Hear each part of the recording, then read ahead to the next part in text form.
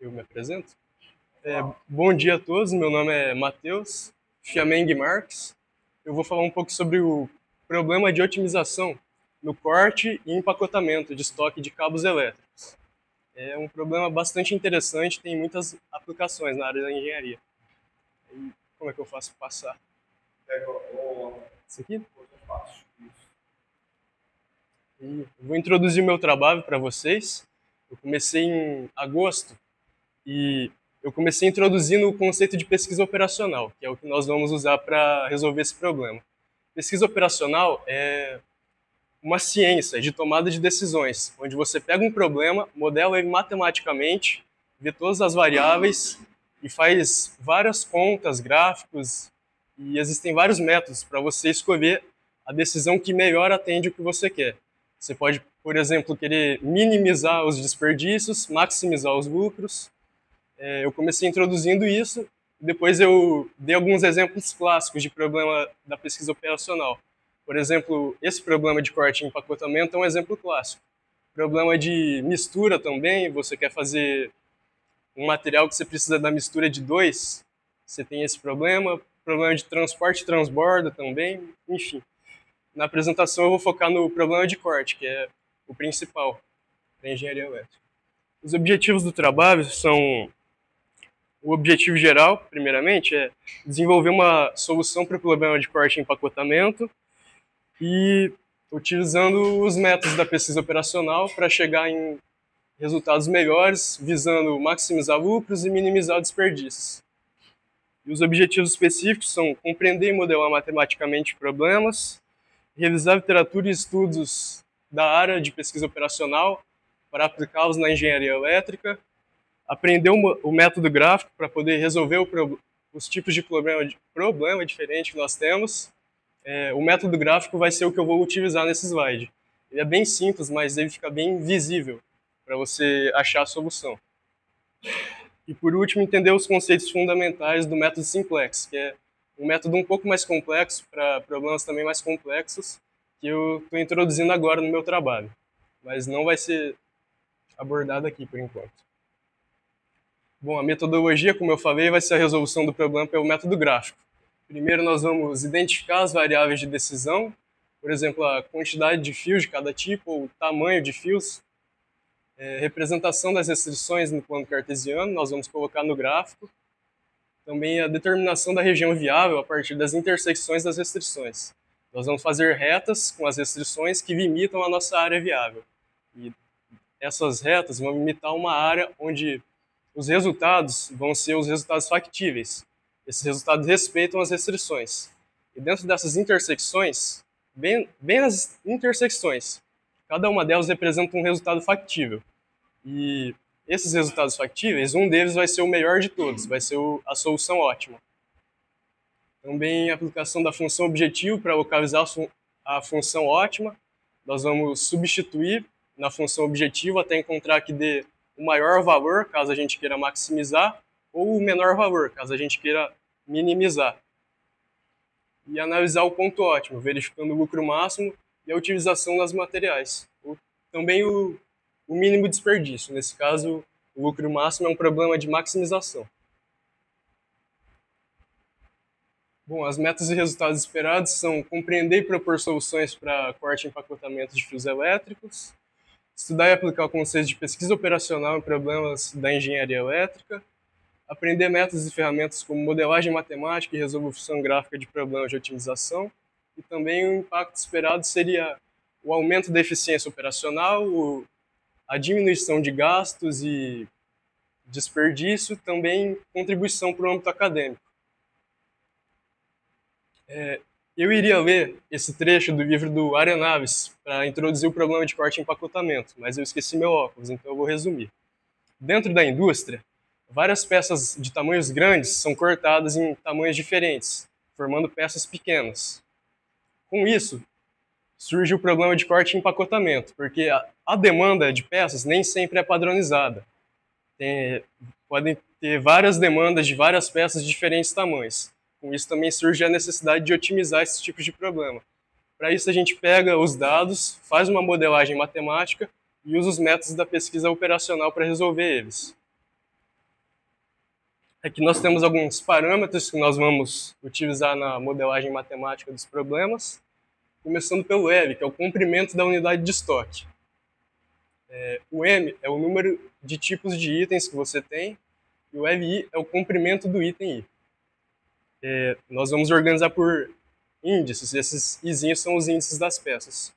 O DI é a demanda do item I, podem existir várias demandas, dependendo do problema. E N é o número de padrões de corte viáveis. A e J é o número de peças do item I cortados no padrão J. São formados padrões de corte para você padronizar a sua produção. E CJ é o custo do padrão J. Aqui nós temos um exemplo de modelagem matemática de um problema genérico. Começar com XJ, que é o número de vezes que o padrão J vai ser usado para cortar a sua peça. XJ pertence aos inteiros. Você pode ter várias peças e você vai usar o padrão J para cortar elas, para obter suas peças menores, dependendo da demanda que você quer. E aqui nós temos a nossa função objetivo, que é minimizar... Onde é? J. O número de peças que você vai usar no padrão J para você atender a demanda utilizando o mínimo de peças possíveis. Você vai cortar no tamanho certo para obter a demanda certa com o mínimo de peças possíveis. Aqui nós temos as restrições sujeito o AIJ, que é o número de peças do item I no padrão J, e XJ, o número de vezes que você vai fazer isso. Tem que ser maior ou igual à demanda, ou seja, o número de peças que você tem que cortar, você tem que obter pecinhas o suficiente para obter a demanda que você quer. E a condição de viabilidade, esse somatório aqui significa que tudo que você vai cortar não pode ser maior do que a peça original que você tem. Você não consegue criar matéria. Você tem que usar só o que você tem. E o problema na engenharia elétrica. Tem alguns desafios no corte de fios e cabeamento elétrico. Por exemplo, alto desperdício de material, a necessidade de diferentes medidas para diferentes aplicações, dependendo do que você vai fazer, e o aumento dos custos operacionais.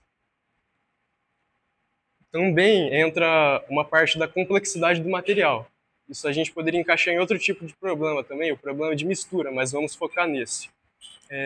O tipo de condutor, cobre, prata, ouro, que você vai usar nas suas peças interfere.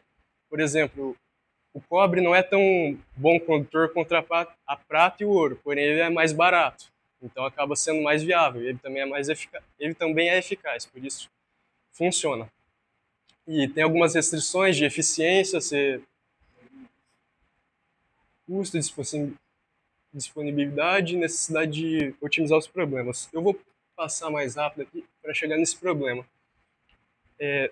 Nesse problema aqui, a gente tem uma peça de 100 metros, a gente quer cortar ela em 80... A gente tem uma demanda de 36 peças de 25 metros para várias peças de 100 metros. A gente tem que atender essa demanda aqui. Para isso, a gente tem alguns padrões de corte. Então, a gente vai ver qual padrão de corte atende melhor essa demanda. Quando você cortar, sempre vai sobrar alguma coisa. Por isso, tem aqui a restrição adicional, que as sobras máximas não podem ultrapassar 170 metros. Eu vou fazer um desenho aqui para ilustrar melhor. A gente tem a nossa peça aqui. O primeiro padrão de corte são duas de 25, duas de 18 e vai sobrar 14 metros aqui. Esse é o padrão de corte A. Esse aqui é o padrão de corte B, onde são um corte de 25, 4 de 18 e vão sobrar 3 metros aqui. Aí a gente vai cortar várias peças até atingir a demanda. E com isso a gente vai mesclando os padrões para ver qual que dá o desperdício mínimo. E aqui tem a modelagem matemática do nosso problema. Essa é a nossa função, minimizar o número de peças que você vai usar com o padrão de corte A mais o padrão de corte B para atender a demanda. Aqui nós temos as restrições, que é 2XA, porque o padrão de corte A nós usamos... XA perdão, me embolei aqui. de 25, ele aparece 2 vezes nessa peça, do padrão de corte A. E o 25 nós usamos uma vez nessa peça, por isso é 2xa mais xb. E isso tem que ser maior ou igual a 36, que era a demanda de peças que nós tínhamos. E aqui 2xa, porque nós usamos 25 pedaços de... Quer dizer, nós usamos 2 pedaços de 25 metros aqui, e nós usamos um pedaço de 25 metros aqui. Esse aqui é a referência ao de 18 metros. Nós usamos 2 dele aqui e usamos 4 dele aqui. E aqui é a soma dos desperdícios, que tem que ser menor ou igual a 170 metros. E XA e XB tem que ser maior ou igual a 0. Não dá para produzir algo negativo. E aqui nós temos a solução gráfica. Essas retas aqui são as restrições. Como são desigualdades, a gente leva em conta se eles querem ser maior ou igual. Por exemplo, esse aqui, que é dos desperdícios, é menor ou igual, então vale tudo que está para cá. Esses dois, maior ou igual, então vale tudo que está para cá. E com isso a gente chega aqui, na região factível. E os vértices dessa região factível são onde tem as soluções factíveis. E uma dessas soluções factíveis vai ser a solução ótima. Com isso a gente substitui na função que a gente tinha e vê qual que dá o menor valor, porque o objetivo era minimizar. E é isso. Certo, Matheus. Obrigado. Pessoal, alguém tem algum questionamento? Ninguém? Tá, então eu vou... Não é bem questionamento, é mais uns comentários, tá? Vem mais pra cá. Sai na câmera. Ô, Matheus, você está trabalhando com um problema, não sei se você chegou a ver isso nos livros. Isso aí é maximização de função de várias variáveis, tá certo? Acho que é o terceiro que apresenta isso. Dá uma procurada que ninguém citou, ninguém dos que apresentaram, não sei se não tem no livro, multiplicadores de Lagrange, que essa função objetivo que você está utilizando, ela tem a ver com os multiplicadores de Lagrange, e o teorema de Bolzano-Weierstrass. Porque, assim, você parou para pensar que você tem aquela região factível. Por que a solução ótima vai estar necessariamente num dos vértices, não é um ponto interior da região factível? O teorema de Bolzano-Weierstrass, ele garante o seguinte, olha, se eu tenho um domínio que é um conjunto compacto, então a maximização ou está no interior desse conjunto compacto, ou está nos contornos. E todo mundo está falando que ele está no contorno, só que nenhum dos que apresentou explicou o porquê. Tá? Você tem alguma ideia? Agora, não faço ideia. Não. Fiquei tá. interessado. Vou dar uma dica. Você percebeu que todas as suas restrições tá em grau 1, né? Sim. Então são lineares. Se é linear, não tem gradiente nulo dentro desse intervalo. Tá bom? Uma outra sugestão que eu dou vai ao encontro do que eu falei com o Murilo. Cara, é seu trabalho. É um trabalho, assim, um nível muito bom. Então você tem que valorizar. Se você olhar os seus slides, tá muito ruim. Vou voltar aqui, ó.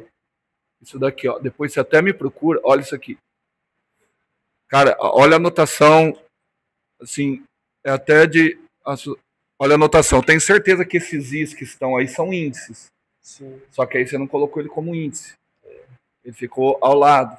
Tem uma ferramenta no PowerPoint que você coloca, que é o Equation.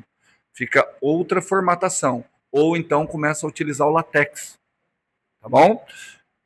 Olha aqui. Olha a tua anotação de somatório.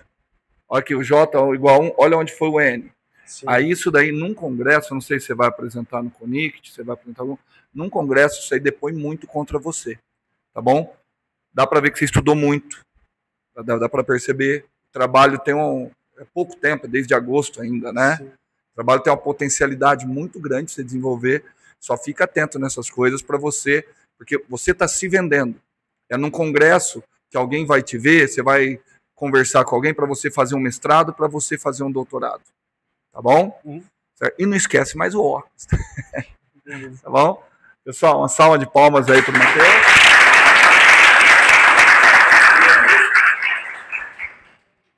Eu vou pôr os microfones para carregar. Mateus, deixa eu desligar aqui. Matheus.